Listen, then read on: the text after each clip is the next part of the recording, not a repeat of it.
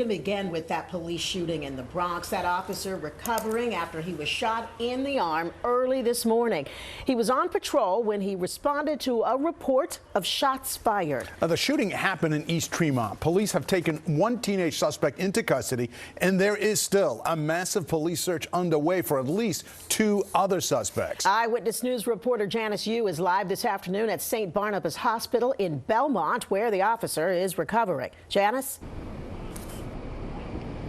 Hi there, guys. Good afternoon. The mayor says he had a chance to talk to that officer and his family, and he is doing all right. He was shot once in the left arm. Luckily, he did not sustain any major injuries, and we're actually told the officer, his name's Officer Paul Lee, will be leaving the hospital later this afternoon. The moment NYPD officers took a 16-year-old into custody in the Bronx after an officer was shot early Tuesday morning near East 183rd Street and Prospect Avenue.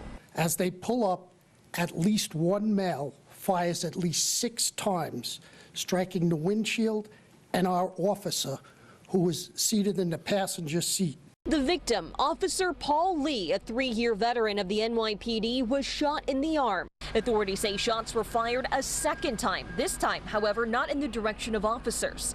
Officer Lee and his partner were patrolling the area, which is known for gang activity, specifically to reduce gun violence.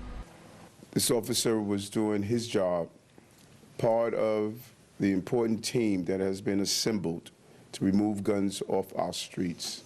The injured officer's partner drove him to St. Barnabas Hospital, where he was treated for non-life-threatening injuries. The president of the Police Benevolent Association commending him for jumping into action. If he could have, when he got to the hospital, he probably would have done the operation as well. That's how calm and professional these police officers were during chaos. The Bronx continues to be the focus of the NYPD when it comes to violence and gun possession. 35% of shootings in the first quarter of 2022 were in this borough.